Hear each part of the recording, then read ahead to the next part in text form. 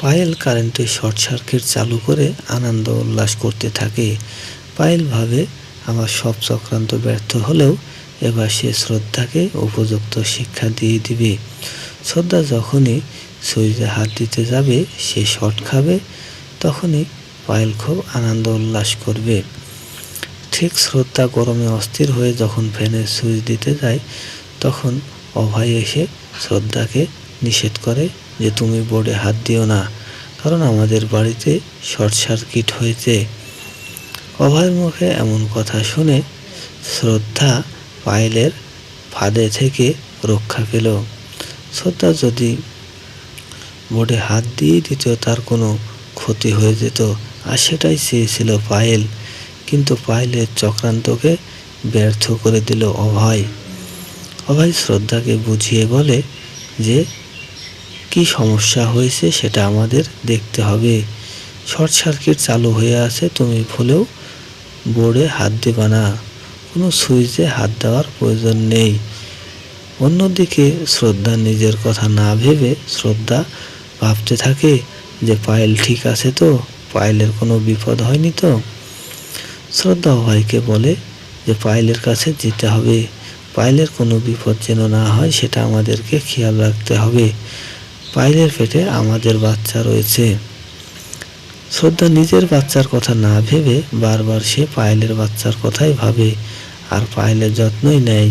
কিন্তু পায়েল যে শ্রদ্ধাকে বারবার বিপদে ফেলিয়ে তার ক্ষতি করতে চাইছে, সেটা শ্রদ্ধা বুঝতে পারে না। শ্রদ্ধা অভয়ের কাছ থেকে ছুটে চলে যায় পায়েলের কাছে। আর পায়েল বিষয়টা বুঝতে পেরে নাটক করতে থাকে যেন শ্রদ্ধা পায়েলকে সন্দেহ না করে। তাই শ্রদ্ধার চোখে ভালো সাজার জন্য নাটক করে শ্রদ্ধাকে আসতে দেখে পায়েল তখন সেই সুইচে হাত দিতে যায়।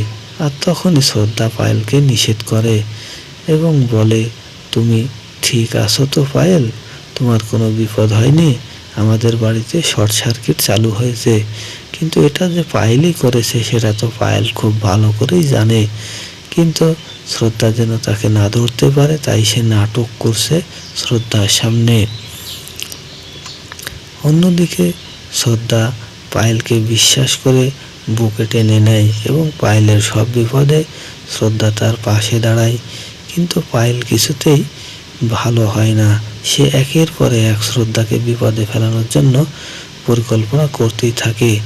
তারপরে শ্রদ্ধা পায়েলকে পানি দেয় খাওয়ার জন্য, পানি খেয়ে শান্ত হতে বলে পায়েলকে। কিন্তু পায়েল এই চক্রান্তেও যখন ব্যর্থ হয়েছে, তখন সে নতুন চমক দেখানোর জন্য ভাবতে থাকে এবার সে কিভাবে শ্রদ্ধাকে বিপদে ফেলবে। কীর্তির শাশুড়ি বাড়িতে এসে দেখে যে কীর্তির ছেলের খেলনাপাতিগুলো চারিদিকে ছিটিয়ে রয়েছে, আর এতে হোঁচট খেয়ে সোনিয়া পড়ে যেতে লাগে। তখন বলে, কীর্তি কি যে করে, এগুলো গুছিয়ে রাখে না কেন? এতে কীর্তির শাশুড়ি একটু আশ্চর্য হয়। অন্যদিকে কীর্তি তখন শ্রদ্ধার কাছে গিয়ে শ্রদ্ধার সাথে করা খারাপ ব্যবহারের জন্য নিজের ভুল স্বীকার করে শ্রদ্ধার কাছে মাফ চাই কীর্তি। কীর্তি বলে যে আমি তোমার সাথে অনেক খারাপ ব্যবহার করে ফেলেছি, নিজের ভুল বুঝতে পেরেছি আমি, তাই আমি তোমার কাছে নিজের ভুলের জন্য মাফ চাচ্ছি। তখনই পায়েলকে নিয়ে অভয় আর বরুণ ঘুরতে বের হয় পার্কে। পার্কে গিয়ে পায়েল এদিকে ওদিকে ছুটতে থাকে, সে চারিদিকে দেখতে থাকে যে সুন্দর সুন্দর কি রয়েছে এখানে। অন্যদিকে অভয় আর বরুণ যখন গল্প করতে থাকে, তখন সেখান থেকে তাদেরকে না বলে পায়েল অন্য জায়গায় চলে গিয়ে দেখতে থাকে যে সুন্দর সুন্দর জামা এখানে আছে। সেই সুন্দর জামাগুলো পায়েল যখন দেখতে থাকে, তখন অভয় আর বরুণ পায়েলকে না দেখতে পেয়ে তারা এদিকে ওদিকে খুঁজতে থাকে যে পায়েল কোথায় গেল। অভয় এসে দেখে যে পায়েল একটা দোকানে সুন্দর সুন্দর জামা কাপড় দেখছে। অভয় পায়েলকে বলে, তুমি আমাকে না বলে কেন এভাবে চলে আসলে? তখন কীর্তি নিজের ভুল স্বীকার করে শ্রদ্ধার কাছে কান ধরে উঠবোস করতে থাকে। কীর্তির এমন কাণ্ড দেখে শ্রদ্ধা হাসতে থাকে এবং শ্রদ্ধা কীর্তিকে বুকে টেনে নেয় যে আমি তো তোমার কোনো কথায় রাগ করিনি, তুমি কেন এমন করছো। তখন কীর্তি আলু ভেজে সেটা নিজ হাতে শ্রদ্ধাকে খাওয়াতে থাকে এবং দু বোনের মধ্যে খুব একটা ভালো সম্পর্ক গড়ে ওঠে। পায়েল ভালো ভালো জামা কাপড় দেখতে থাকে আর সেখানে এসে অভয় পায়েলকে পেয়ে যায়। অভয় তো আশ্চর্য হয়ে গিয়েছিল পায়েল কোথায় গেল। আর ঠিক তখনই অভয়ের মা তনুজা আর কীর্তির শাশুড়ি সবজি কেনাকাটা করতে থাকে। সেখানে খুব ভালো ভালো সবজি দেখে তারা দুজনেই সবজি নিতে থাকে। অন্যদিকে ভয়ঙ্কর শখ কষতে থাকে পায়েল। পায়েল ভাবে বারবার তো আমার সব চক্রান্তই ব্যর্থ হয়ে গিয়েছে, এবার সে এমুক চমক দেখাবে যে তার পরিকল্পনা এবার সে সফল করেই ছাড়বে। শ্রদ্ধার ক্ষতি করার জন্য পায়েল এবার ভয়ঙ্কর শখ কষেছে। সে হাতে একটা কিছু নিয়ে খাবারের সাথে মিশিয়ে শ্রদ্ধাকে বিপদে ফেলতে চাইছে।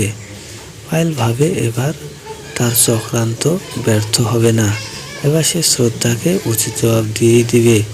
যখন সে খাবারে সেটা মেশাতে যায় তখন সোনিয়া এসে পায়েলের হাত ধরে ফেলে এবং বলে তুমি খাবারের সাথে কি মেশানোর চেষ্টা করছো। সোনিয়ার কাছ থেকে পায়েল বাঁচার অনেক চেষ্টা করে। তখন সেখানে চলে আসে শ্রদ্ধা।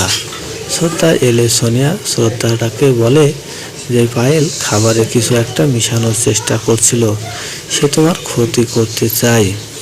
কিন্তু